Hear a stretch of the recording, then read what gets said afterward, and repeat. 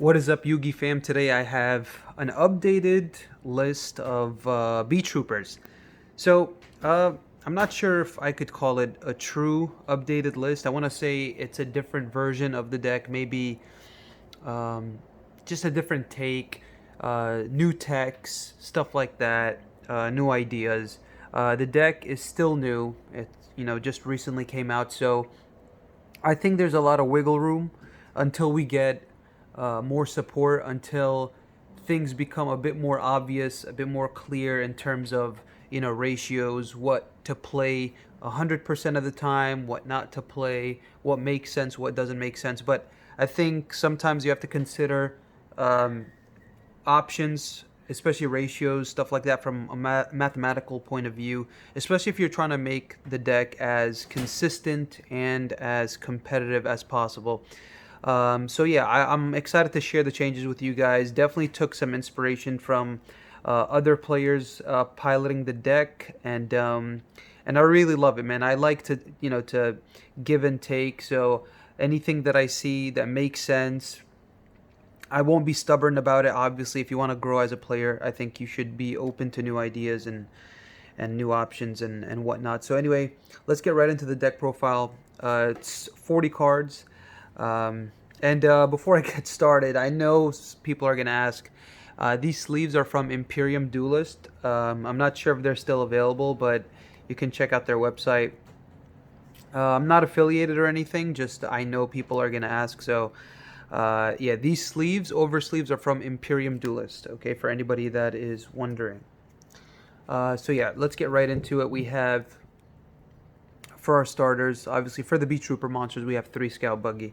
I think maxing out on Scout Buggy and your starters in general, it's very important for the deck because you want cards that start to gain board presence, that provide you with board presence early on. So Scout Buggy is 2 cards on its own because it summons another copy of itself from the deck, and that's really important because it helps you get into your link plays, and that's very, very crucial, especially when you're starting turn 0, right? When you're trying to get your play started, trying to get the ball rolling, you want to have as much advantage as possible in the beginning. That way you don't have to make any awkward plays. So I think maxing out on Scout Buggy is pretty important. We have 3 Scale Bomber. I think this is another card that people should max out on because it is the best extender. It triggers only when you summon a insect monster, which is really good, and then it also provides some interruption. So sometimes, like, say if I have enough extenders, I'll keep Bomber on the field to serve as another disruption on my opponent's turn, just because it I don't have to like waste any resources to get an interruption or disruption on my opponent's turn. It does it on its own. If I have enough extenders, I don't have to waste it. For the last, we have two Sting. Um, these haven't changed for me. I feel like all these are very necessary.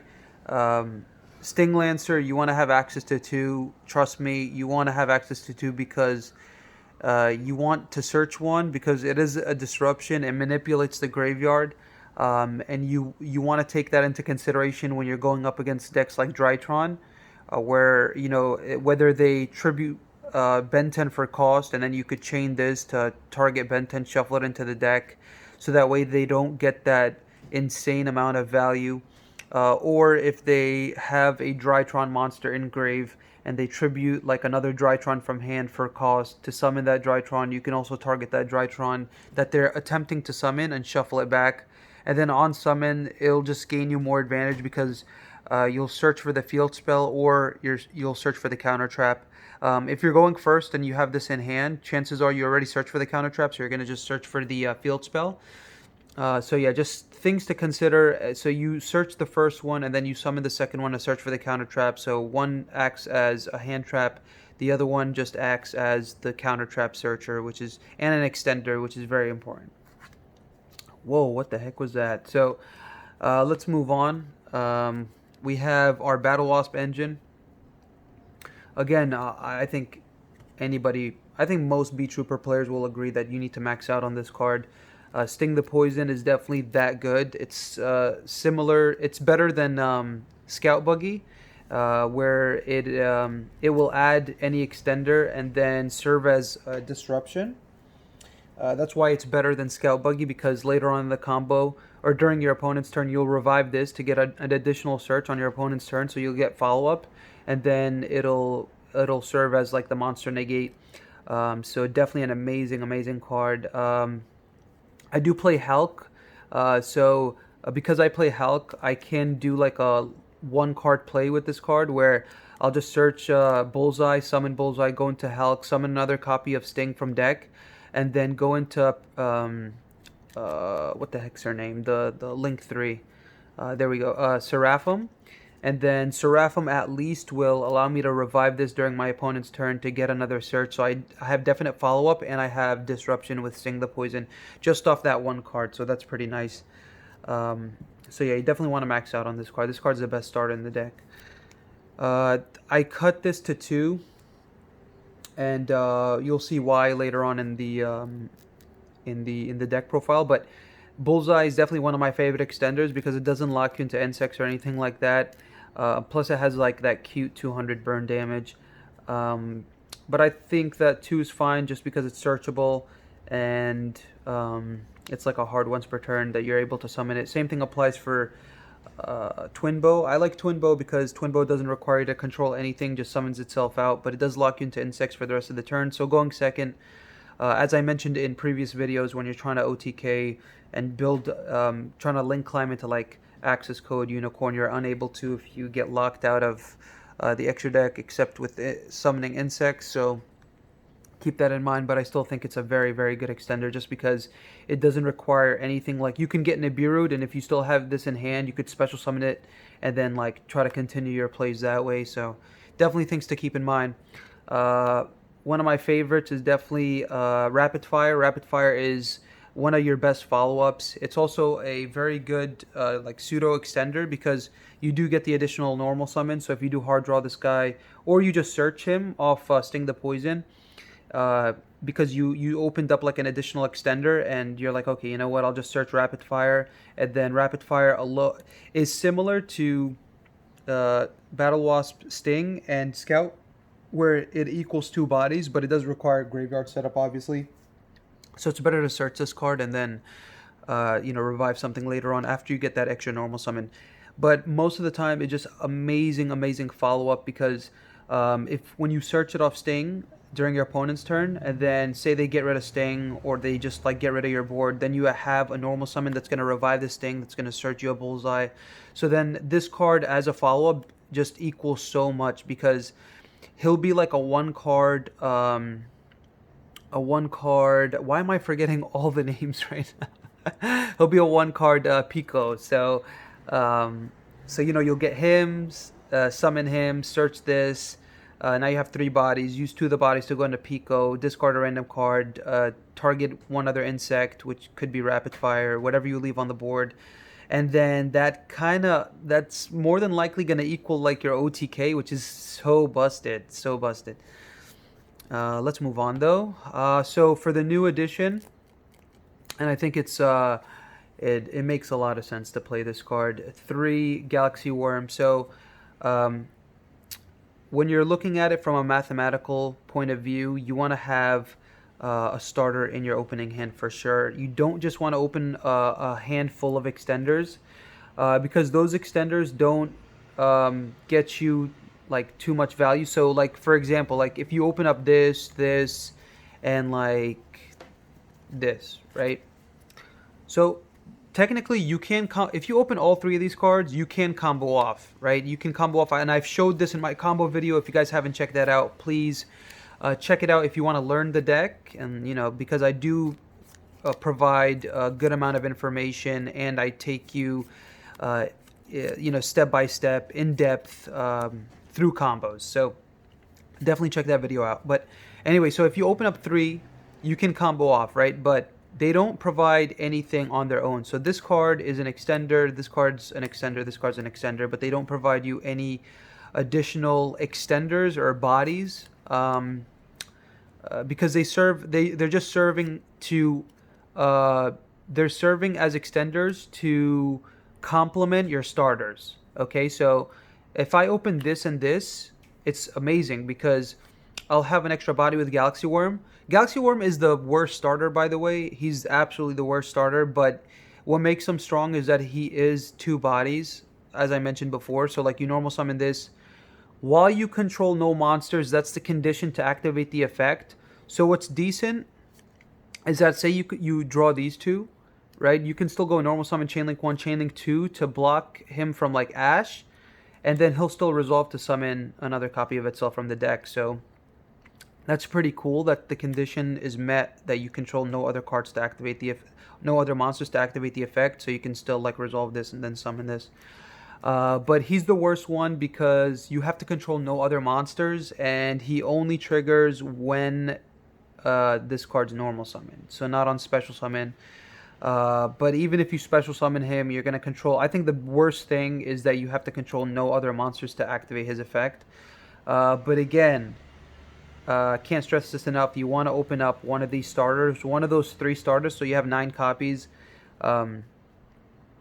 I believe I searched this up. I believe it's like a 75% chance that you'll open up like at least 1 starter, which is really nice.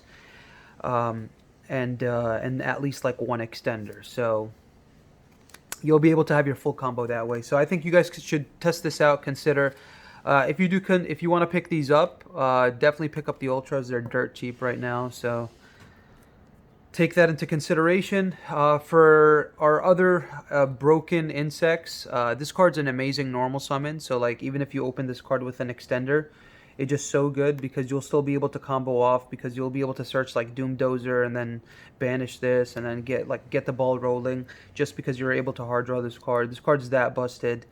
Sets up your grave too. Like even if you don't hard draw Sting, because you want to revive Sting during your opponent's turn, this dump Sting and then you could gain advantage during the opponent's turn that way. Just it's so good, so good. I'm happy that it's coming as an OTS Super, which is nice. It's going to be more accessible to people trying to pick up the deck, and it's a nice rarity bump as well. For our other insects, obviously, I bumped this up to 2 because it's a decent normal summon, and it's a great hand trap, especially in like today's meta. I think anything that summons, it's so crazy that it becomes a macrocosmos, and all it requires that your opponent uses any spell to summon a monster. It might not be extremely relevant in every matchup, but I think in a lot of matchups it definitely shines. And worst case, it's a normal summon that will get you a search when it's linked off. So I think it's pretty awesome that you can take advantage of like the full power of this card in Beetroopers.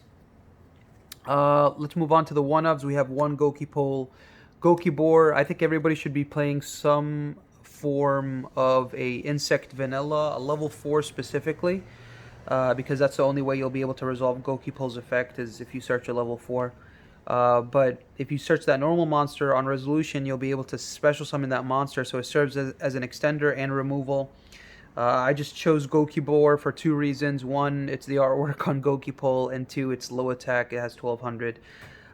Which is awesome. That means I can pop more monsters since I can pop anything that's 1200 or more attack, which is awesome. Like sometimes like when I get Nibiru'd, I'll be able to still resolve Resonance to banish and then dump Gokipole, search Gokibor, and then pop their Nibiru. So that way they don't have anything to work with and they don't have like a big body to try to like attack over anything, which is really cool. For the other one-ofs, 1 Worm Warrior. I think this is good at 1, just an extender that you could search. It's not the greatest extender because it does require graveyard setup, but what's great about it is that it does trigger Resonance Insect. So like if you do hard draw this with an extender and you have this, then you could really get far ahead. But again, it's just a nice one-off that you could search, shuffle back when you don't need it with Pico. The Kamungus. Kamungus is also, I think, a necessity. You should have this card at 1 because you want to have main deck outs to cards like Dragoon, monsters that are unaffected, Herald, stuff like that. It's just searchable, and if you draw going second, it's amazing. If you draw going first, you can just pitch it with Pico and then shuffle it back, so that way you could search it later. If you could resolve this multiple times in a turn, I would probably search. I would search Sting Lancer, and then I would search the Kaiju. Like if you could resolve the on-field effect when it's sent to grave. because this guarantees that you have a board breaker as a follow-up, which is nice. For the last one of is Doom Dozer. Doom Dozer helps you OTK when you're trying to push for game on the following turn, because you'll search Doom Dozer with Resonance. If you're able to like resolve Pico again, equip another Resonance from deck, search Doom Dozer, and then start to link climb into like Unicorn access code, summon this, and then this and access code is OTK, which is really cool. That is it for the monsters. Let's move on to the spells. So I decided to play 2 Dark Ruler in the main. So I cut Lightning Storm. I haven't tested this in real life yet, but this is just theory. Just because, as I mentioned before, the deck is still relatively new, and I think there's so much room for like techs and stuff like that. Just because things aren't obvious, things aren't clear because we don't have more support. So it's cool. It's cool. I see a lot of refreshing ideas, which is really nice. So I put Dark Ruler in the main deck because when you're going up an established combo board, like Drytron, Dragon Link, you want to have Dark Ruler because the Lightning Storm won't do anything to Drytron, and it'll just be like a 1-for-1 against Dragon Link, whereas this card will be like very good against both, and it'll help you break the board and try to establish something of your own. Lightning Storm is more versatile because if you draw it, you do have the option of hitting back row or hitting monsters, which is nice. But I think I mean, you can't go wrong with either, but I think this is the better option because combo is more prevalent in the meta, and I mean, you know, you could just side for back row like games 2 and 3. So that's my. But speaking of back row, I'm not neglecting back row. I'm still respecting cards like IO and like Revolt and stuff like that. So I did want to main deck 2 Twisters. What's cool is that you don't mind pitching your insects because they do provide value in grave when you're trying to banish, especially like if you draw like Resonance Insect or anything like that. So or Goki Pole. So that you don't mind pitching cards off Twin Twisters, which is nice. And I think 2 and 2 is okay because these are cards that you want to draw going second. So when you're going second, obviously you're drawing 6 cards. So there's a higher percentage of you like drawing one of these cards. It's not like a super high percentage, but I did want to have like main deck outs to like, you know, stuff like, you know, IO if they're trying to stop my my like Foolish Burial or Gold Sark or even the Field Spell or anything like that. But this is mainly not for IO. This is mainly just for stuff like Strike, Judgment, you know, Revolt specifically too. So yeah, I think this is totally fine though. For the one-ofs, one of the Field Spell, Beetrooper Formation, Gold Sark, Foolish Burial. These 2 cards are very important because they're pretty much extenders in the deck. And then both of them can act as you know, removal for monsters because you'll send Goki Pole in either case, and then you'll search the Goki board, and then it'll serve as an extender and a board breaker, which is really nice. So that's why these 2 cards are very, very good, going first or second. So I think definitely necessary. I wasn't playing Gold Sark, and that was a mistake earlier on. I should, you know, that card's definitely a necessity. 2 Rivalry.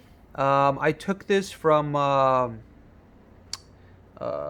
Andreas. He recently made top 4 in South America with Beetroopers, and he was playing this card, and I think this card is definitely a very, very good card that if you should test it out because it's just an insane floodgate against so many decks. And even going second, like say you go second and you know you try to break their board apart, stuff like that, like, and they don't have a spell and trap negate, then this card's going to be devastating, especially against like decks that rely on multiple typing, and then you don't get hurt by this. The only time this hurts you is when you're trying to go for access code, unicorn, stuff like that. But otherwise, this card does you could grind. You could just grind instead. So it's pretty awesome. Yeah, Rivalry is just insane. And then for the last 2, we have Fly and Sting, the counter trap, and IO. You're not playing enough spells to be hurt by IO. Like the only time, I mean, you're very hurt.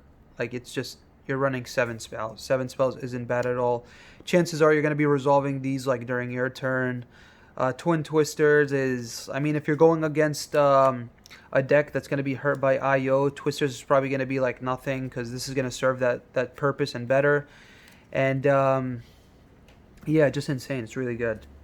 Extra deck hasn't changed, I believe, from the previous list. Starting off with the big monsters, so we have 2 Atlas. Atlas is just awesome. I think 2's fine. Just so good against control. Can be targeted while it's 3,000 or less attack. Gets you anything from the deck. Access code. Zeroboros is one of my favorite Link 4s in the deck because I don't run Zeus. I don't run Zeus because you're only running the 1xes and like it's 1,200 attack. I don't know how much Zeus comes up.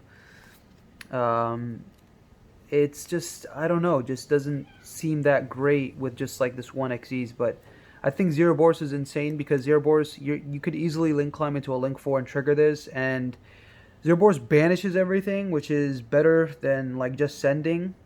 And plus it keeps coming back, and it comes back as a bigger body, which is so crazy. So yeah, definitely, I definitely like that card. I prefer it over Zeus.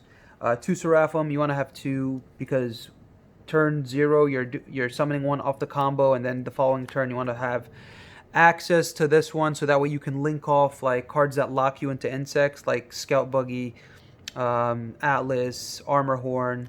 And then, you know, just be able to like link climb into like access code. Unicorn for the removal, another card that I think is necessary. You want to have, you want your extra deck to be a toolbox, so that way you could break your opponent's board because you don't have like too many main deck stuff. So you want to have like these cards for going second, obviously, to be able to break your opponent's board. 2 Armor Horn, 2's fine. You could shuffle it back with like Pico. I run 2 Pico. Just for the grind game, I'm taking the grind game into consideration. 3 of this, like the third copies don't come up. Like if they come up, you're probably like almost out of gas anyway. Like you probably burned out through all your resonance insects. I'm not sure. I mean, in so much testing, 3 never comes up. But you could play 3, I mean, if you want to. You don't have to play the Zeroboros. You could like cut this for like a 3rd Pico. I would play Pico over 2 Armor Horn because Pico recycles anything, like all your insects, even main deck stuff, which is nice. 1 Shinobi insect. This is just for like Nibiru token, to be able to use the Nibiru token. Also clears up, does the same thing as Seraphim, where like if you're locked into insects, you could just like clear those insects by link summoning into Shinobi, but mostly it's for the Nibiru token, so that way you can like have like a Link 2 that you could like link up into. Hulk is also a really cool card for when you open up like Sting and nothing else. That as I mentioned before, it's to be able to like link climb into Seraphim, and then Seraphim gets you Sting during the opponent's turn, gets you a follow-up, gets you a negate. But also, even when you're trying to follow up and you're trying to like link climb, this is also a good option because then Sting the Poison becomes a Link 3 on its own, because Sting the Poison will search Bullseye, special Bullseye, go into Hulk. Hulk summons another copy from the deck, and that's how you have your Link 3. So Sting as a follow-up becomes a Link 3, just to be able to like go into Unicorn, stuff like that. And then we have Phoenix. Phoenix, same thing applies as I said before about Unicorn and Access Code. You want that utility. You want to be able to break boards, get rid of like pesky back row. And then the 1 Cicada. Cicada is so cool because like what's really nice about Cicada. Oh, sorry if you guys hear that background noise. I got the windows open. Probably should have closed the windows before I started, but if you have Cicada and say you don't negate anything, even like during your turn, you could just change it to attack, and just by you changing it into attack, it'll trigger the effect of special summon an insect, which is cool. Yeah, guys, so that is it for the deck profile. Hope you guys enjoyed. I just wanted to share like a little update. Nothing like too major, but I think the biggest major change is really the Galaxy Worm, and I feel like it's just too important, man. Having 3 more copies of a starter that gets you to 2 bodies just really makes this deck, I think, a bit more consistent in what it does. I think you might be a little bit more prone to hand traps, but I think I'd rather be able to play the game, right, than not play at all. So I want to be able to like have this, and then you don't have to worry in this deck. You don't have to worry about drawing too many starters, because it's actually a good thing when you draw like multiple starters. So say you draw this and you draw this together, right? You're gonna get another body, go into Armor Horn, and then Armor Horn gives you the extra normal summon. So this is one of the few decks that doesn't care about opening multiple starters, because they're gonna have a very, very strong purpose. Because say you activate Galaxy Worm, go into Armor Horn, and then summon Sting the Poison. Sting the Poison gets you another body, and then you could get your play started with these 2 cards, which is just absolutely insane how much like value you get off both these cards just by opening up 2 starters. Guys, thank you guys so much for watching. Again, it's a 40 card list, and hope to do more testing with it in the future, especially in real life. I'll see you guys in the next video. Take care. Thank you guys so much for watching. Please make sure, if you guys do enjoy videos like this, consider subscribing and liking the video. That would be much, much appreciated. We're growing, and I'm very, very happy. Hope I can take this channel very, very far and provide you guys with good quality content in the future. Take care and peace.